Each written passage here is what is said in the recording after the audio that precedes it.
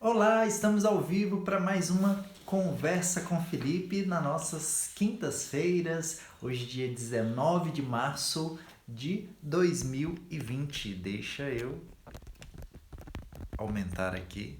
Isso, pronto. Na nossa quinta-feira, dia 19 de março de 2020, muito prazer, muito obrigado em te receber aqui. Se é a primeira vez que você assiste a nossa conversa com o Felipe. Se você já assistiu outras vezes, é realmente um prazer falar com você e poder tirar suas dúvidas sobre a compra do seu imóvel. Estou aqui com algumas perguntas que nos enviaram e eu vou responder aqui se você entrar durante essa live também. Se tiver mais dúvidas, mais perguntas, pode ir enviando para a gente, tá bom? Então vamos lá, vamos começar. Olha, aqui deixa eu ver. Flora Geni Machado, bom dia, mandando um bom dia aqui pra gente. A Nanda também, Leandro Consultoria Imobiliária, bom dia a todos que estão chegando. Então vamos lá. A primeira pergunta é: olha, eu tenho FIES, isso atrapalha? Não, não atrapalha de forma alguma. Inclusive, muitos dos clientes dos quais eu já ajudei a adquirir o seu primeiro imóvel são clientes jovens, clientes que estão naquele processo ainda de fazerem a faculdade. Não que exista, né, uma data certa para fazer faculdade, mas muitos clientes jovens estão fazendo aí as suas faculdades. E esses clientes, muitos deles têm o FIES. O FIES é o Sistema de Financiamento Estudantil, em que você paga uma parte da mensalidade e depois que você se forma, você paga o restante da mensalidade. Então, tem muitos clientes que eu já ajudei a comprar os seus imóveis que tinham FIES, então é perfeitamente possível. O que só precisa acontecer é que as parcelas do FIES precisam estar em dias. Também já atendi pessoas que as parcelas estavam em atraso e aí elas precisaram, antes de dar processo, antes de dar continuidade a esse processo de compra, elas precisaram apenas ir lá no banco, ir lá na caixa e fazer o pagamento das parcelas que estavam em atraso. Então, se você tem o FIES e o parcelamento está em dia, não tem problema algum. O banco não vai te emprestar menos por isso. Pelo contrário, é um sinal de que o banco já confia em você, já te emprestou um dinheiro, e é um dinheiro considerável, né? Para que você pague a sua faculdade, e então você consegue sim comprar o seu imóvel mesmo tendo um financiamento estudantil. A segunda pergunta: eu posso quitar as parcelas antes do tempo? E se eu fizer isso, eu tenho desconto? Sim, sim, tem desconto. E aí vai depender mas o desconto ele é diferente porque você muitas vezes tem duas parcelas diferentes, né? Uma delas é com a Caixa. Eu já expliquei aqui algumas vezes, mas sempre que necessário eu vou reforçar novamente. Como, como que funciona? No financiamento do crédito imobiliário, o banco, a Caixa, ela vai te emprestar 80% do valor do imóvel, restando 20% que você pode pagar de quatro formas diferentes. A primeira delas é através do desconto, que é o subsídio do Minha Casa Minha Vida. A segunda delas é através do FGTS, se você se enquadrar nas regras. Inclusive tem uma pergunta sobre FGTS e eu vou explicar melhor essa pergunta. A terceira é através de um pagamento, de um valor que você tenha juntado, um pagamento à vista. E a quarta é através de um financiamento com a construtora. Então, se você usar essas quatro opções, ou se você usar três delas, se incluir o financiamento com a construtora, então você vai ter dois financiamentos. Você vai ter o financiamento com a Caixa, que você começa a pagar depois que você recebe as suas chaves, e você vai ter também o financiamento com a construtora. Então, essas duas parcelas, sim, você tem desconto.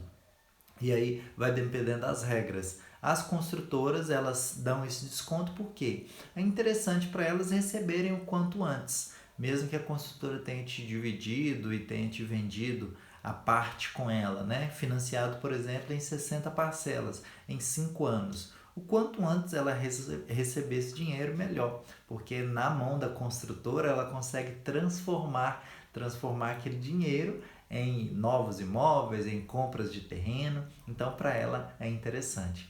Com a Caixa também você tem desconto, e aí você tem algumas formas de ter esse desconto. A primeira delas, basicamente são três. A primeira delas, você pode reduzir o valor da sua parcela. Então, digamos que você comprou um imóvel e está pagando a sua parcela por volta de R$ 400, por exemplo.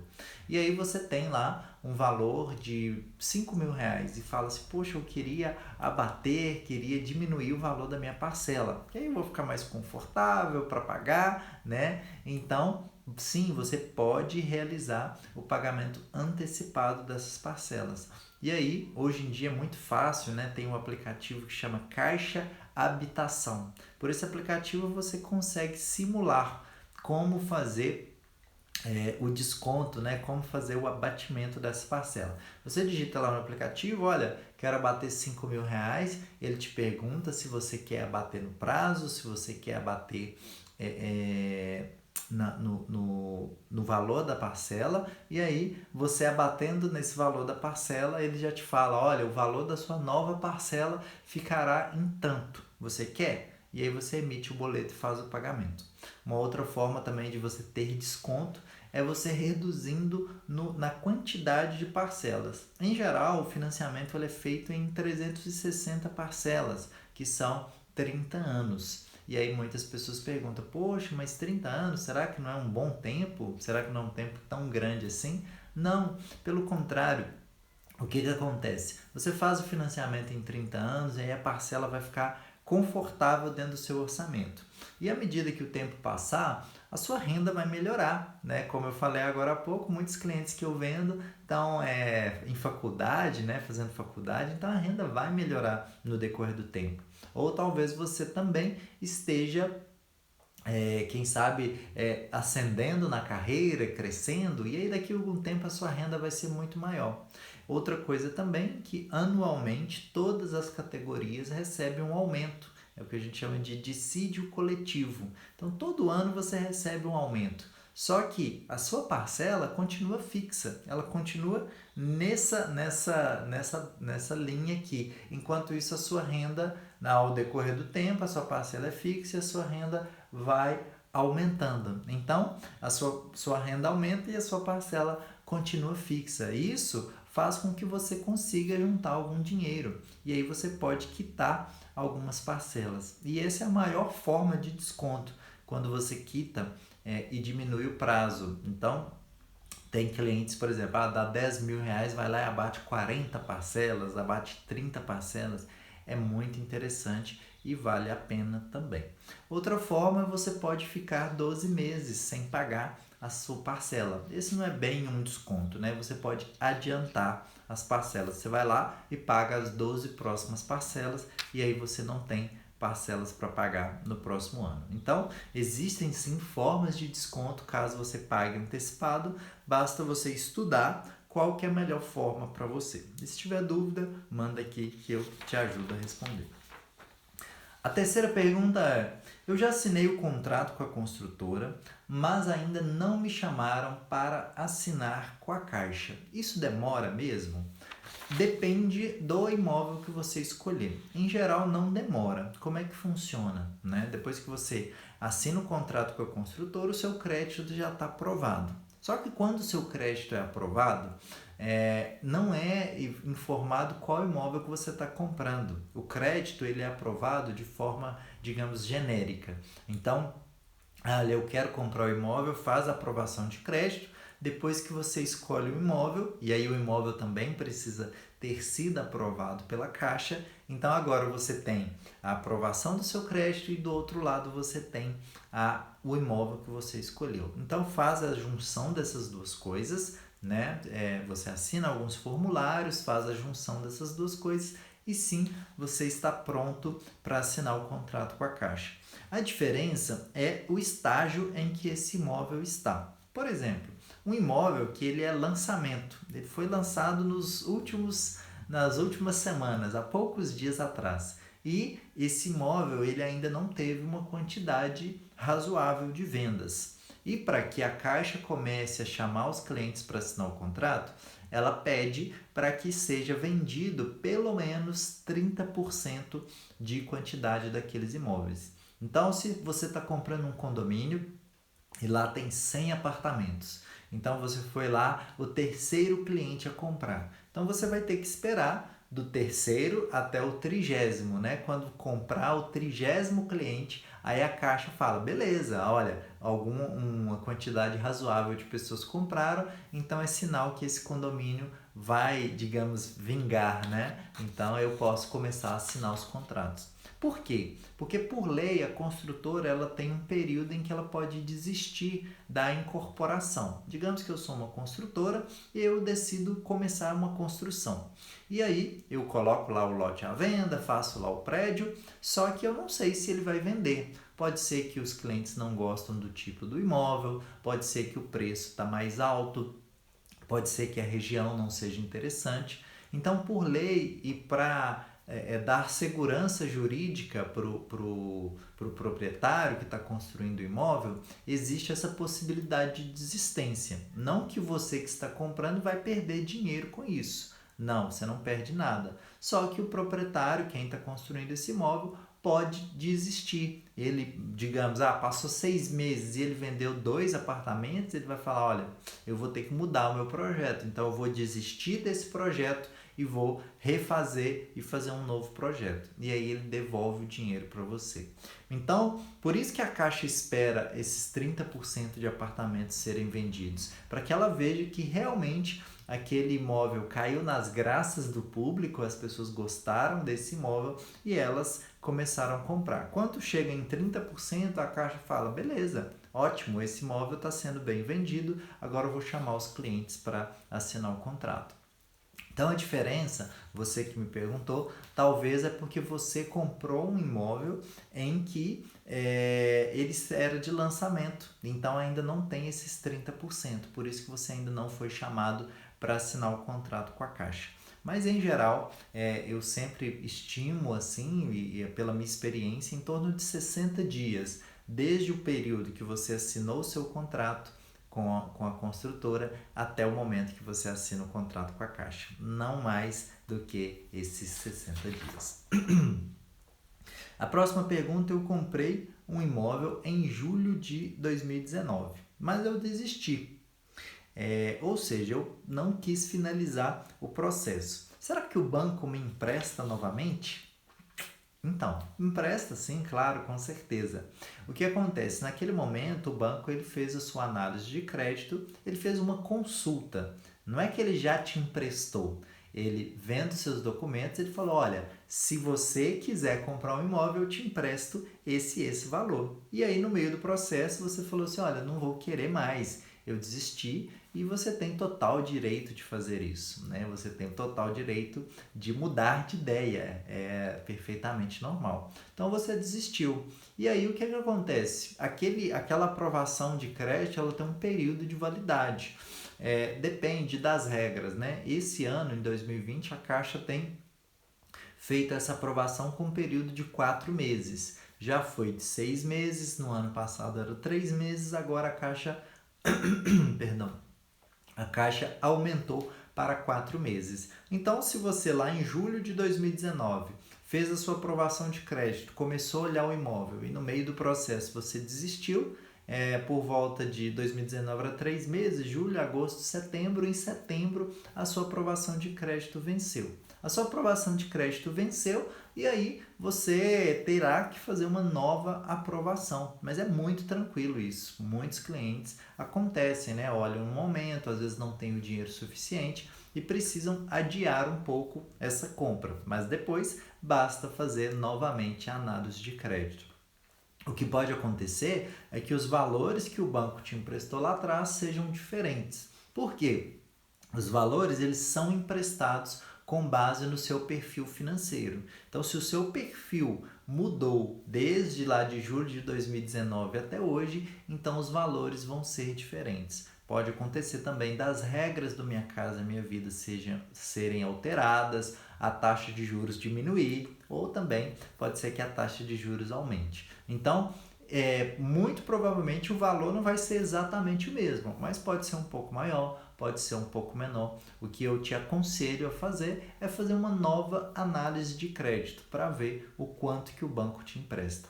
Uma outra observação, a análise de crédito não tem custo para você. Você não precisa pagar nada para o banco quando você solicitar essa análise de crédito. Você simplesmente chega lá para o banco, né, entrega os seus documentos assim, fala assim, olha, ô Caixa, quanto que você me empresta com base nesses documentos? Então, basicamente é isso. Você também não é obrigado a comprar o seu imóvel. Depois da análise de crédito, talvez você repare ali, você veja que aquele valor ficou abaixo do que você esperava, então você não precisa comprar o seu imóvel. Só esperar a análise vencer e aí fazer uma nova análise.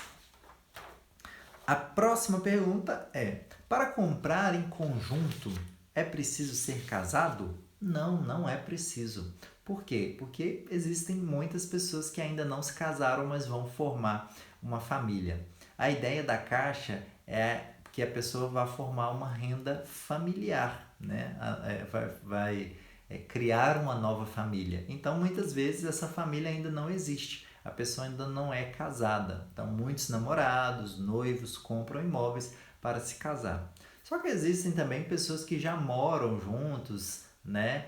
Mas ainda não se casaram civilmente, não foram lá no cartório e assinaram. Então, é possível também que você que não é casado compre e aí o imóvel vai ficar no nome de quem? Fica no nome dos dois, das duas pessoas. Exatamente como acontece quando quem é casado compra, o imóvel fica no nome das duas pessoas. Então, lá no condomínio, por exemplo, condomínio Primavera, quem está comprando é o Felipe e a Marcela, né? Hoje eu sou casado, mas digamos que eu não fosse casado.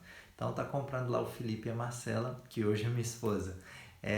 Então, quem que é o proprietário? O proprietário é o Felipe e a Marcela. Então, mesmo que você não for casado, o nome dos proprietários vai constar lá e vai ser das duas pessoas. Olha, é possível inclusive que amigos comprem um imóvel. Talvez você tenha um amigo e está pensando, pô, cara, será que a gente não compra um imóvel? Ou, né, você recentemente foi até legal que eu vendi para um casal de irmãs. Irmãs que moram juntas já e elas compraram o seu primeiro imóvel. Elas já moram de aluguel há algum tempo e compraram o primeiro imóvel. Então, o imóvel ficou no nome das duas pessoas. Então, perfeitamente possível você comprar com seu amigo, com seu primo, com seu irmão ou com seu namorado, namorada. Não tem problema algum. Então, não precisa ser casado para fazer a compra em conjunto. E a nossa última pergunta de hoje é: estou querendo comprar um imóvel usando o meu FGTS, porque eu não tenho entrada. Isso é possível? Sim, é perfeitamente possível. Eu até falei numa pergunta anterior que eu ia explicar que é possível comprar usando o FGTS desde que você cumpra as regras do FGTS. E quais são essas regras? Primeiro, que você esteja comprando o imóvel dentro da região limítrofe, da região limite onde você trabalha ou onde você reside hoje. Região limítrofe geralmente se entende como região metropolitana. Então, eu falo de Belo Horizonte, você mora em Belo Horizonte, está comprando um imóvel na região metropolitana de Belo Horizonte, beleza, pode comprar. Pode usar o FGTS. O segundo requisito para que você use o FGTS é que você tenha, somando todos os períodos que você já trabalhou de carteira assinada, que você tenha 36 meses, né? 36 depósitos de FGTS ou 3 anos de depósitos de FGTS. Como é que você faz essa conta? Você pega todos os períodos, então você trabalhou lá na primeira empresa e aí você consulta lá na sua conta de FGTS e vê, olha, nessa empresa eu tive 10 depósitos de FGTS. Então você anota no papel, empresa 1, 10 depósitos.